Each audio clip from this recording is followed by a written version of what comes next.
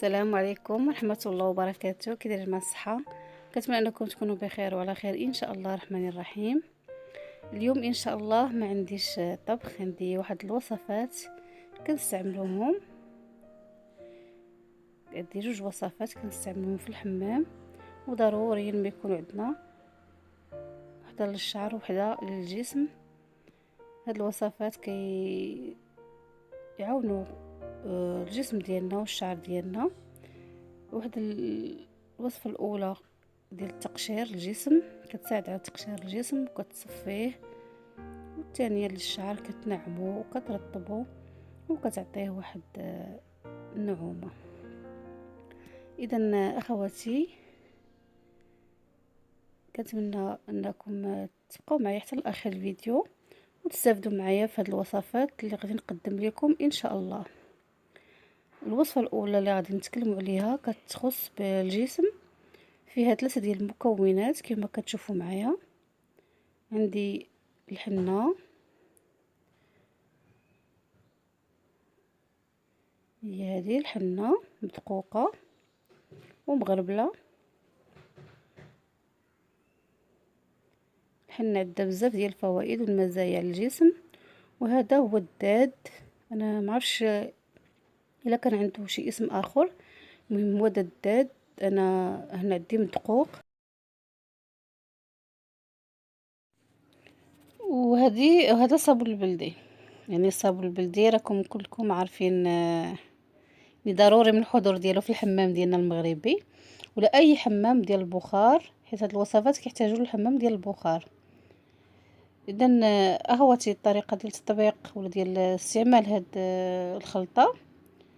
اولا كنخلطوا هاد المكونات كاملين بثلاثه بهم، كنوضعهم في هاد العلبه اللي غادي نديها معايا للحمام. غادي ناخذ من كل حاجه يعني القياس اللي غيقدنا حنا في الجسم ديالنا. ولا هذا غادي نهز من هنايا واحد المعلقه كبيره ديال الصابون البلدي. يعني القياس كيبقى على كل شخص ولا عدد الافراد اللي غادي يمشيو للحمام بطبيعه الحال. صافي هنايا زدت معلقه كبيره ديال الصابون البلدي. غادي نضيف ليهم الحنه، ندير واحد المعلقه ونص تقريبا.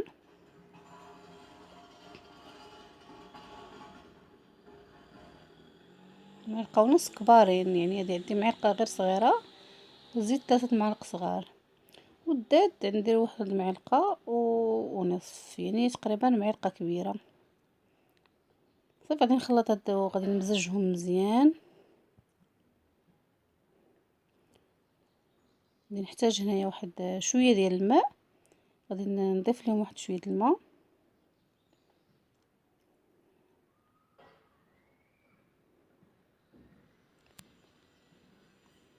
صافي غادي نخلطهم مزيان حتى ينسجموا مع بعضهم.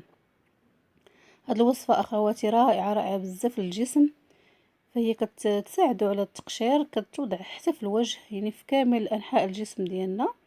كنوضعوها يعني في وسط الحمام، اللي كنكون وسط الحمام كنوضعوا على الجسم ديالنا واحد 5 دقائق تقريبا.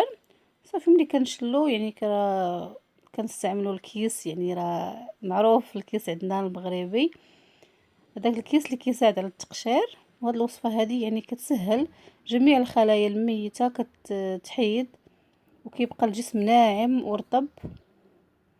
صافي انا خلطتها مزيان، كتكون على الشكل هكا، يعني كثيفه واحد شويه. صافي كنوضعوا على الجسم يكون مبلل بطبيعه الحال.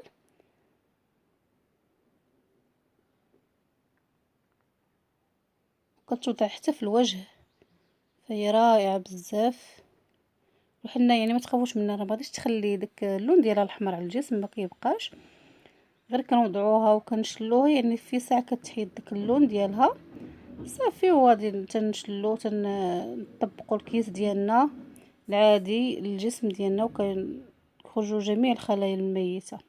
اذا هذه هي الخلطه الاولى اللي كانت عندي اخواتي ديال الجسم. صافي كنديروها نديروها في واحد العلبه اللي كتخص الحمام، كنديروها معنا الحمام وكنوضعها على جنب. هاد 3 المكونات روعه بزاف للجسم اخواتي. اذا دابا ننتقل معكم الى الوصفه الثانيه اللي كتخص الشعر. وهاد الوصفه يعني معروفه عندنا المغرب، يعني جميع المغاربيات كنستعملوها في الحمام. هذا الغسول الخاص بالشعر، رائع رائع بزاف للشعر.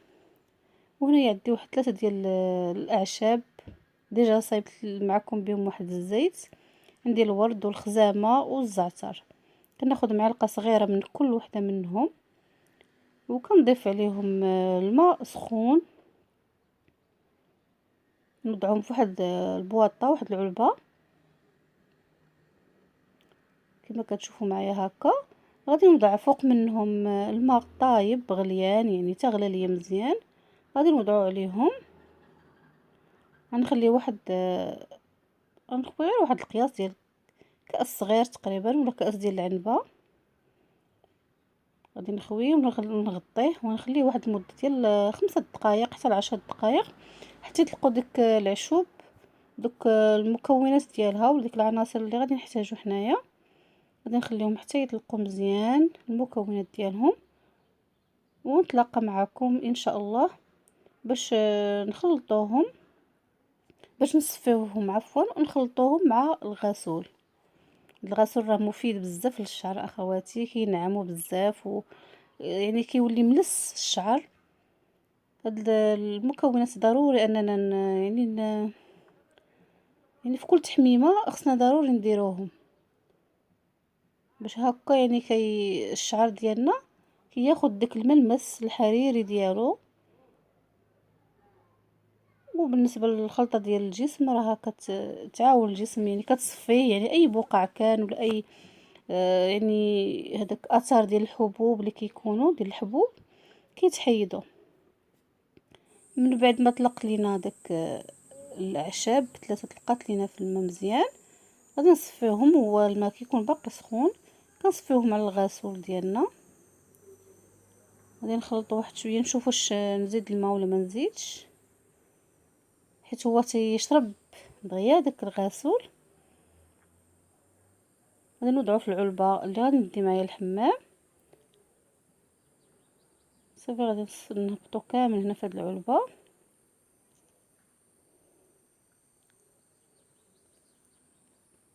كما كتشوفوا معايا غادي نضيف له مازال الماء ديال هذا الماء ديال الاعشاب اللي صايبت هنايا، ولا هذا محلول ديال الاعشاب. ضروري غادي نزيد واحد شويه لان الغسول كيشرب.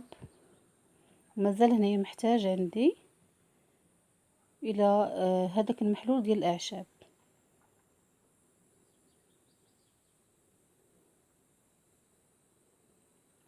والتطبيق اخواتي ديال هاد الوصفه هذه ديال الشعر فهي سهله، يعني من بعد ما كنديروا ديك مقشر الجسم ديالنا وديك الوصفه الاولى لتقشير الجسم ديالنا وكنحكوا الجسم ديالنا، فمن بعدها كنبلوا الشعر ديالنا وكنطبقوا هاد الوصفه على الشعر ديالنا وكنخليوها تقريبا واحد 10 ديال الدقائق تقريبا، تنخليوها في الشعر ديالنا صافي. وكنشلوها عادي وكنضيفوا شامبوان يعني الخاص بالشعر ديالنا اللي كنستعملوه، اللي مولفين كنستعملوه للشعر كنستعملوه من بعد من هاد الوصفه هذه صافي. وكنشلو الشعر ديالنا ومن بعد هاد الشيء كنضيفوا الحامضه. الحامضه نجيبها دابا. الحامضه ضروري، المهم اللي كيكون الجسم ديالو ماشي حساس. انا غتندي معايا حامضه تقسمها على 2 صافي، وكنمروها على الجسم ديالنا كامل، يعني على الوجه ولا جميع الجسم ديالنا ولا الرجلين ديال الاقدام من التحت. فهي كتعطيهم واحد النعومه وكتصفي حتى هي البشره، كتعاون على التصفيه ديال البشره وكتبيض الجسم. يعني المداومه على هاد الخلطات اخواتي فهي روعه في يعني الجسم ديالنا.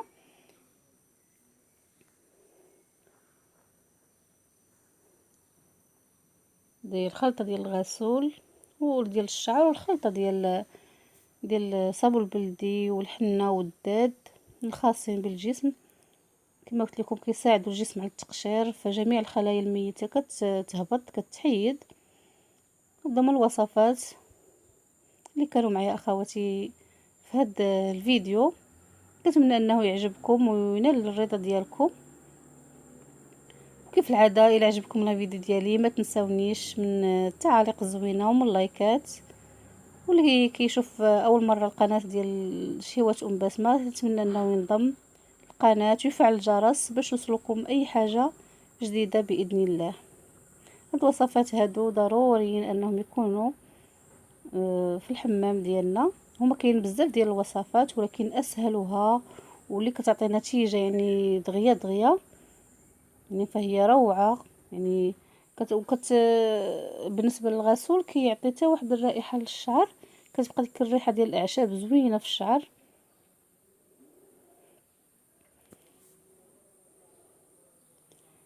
اذا دمتم في رعايه الله وحفظه، والى فيديو اخر بحول الله. نتمنى انكم تكونوا استمتعتوا معايا في الفيديو واستفدتوا معايا اخواتي.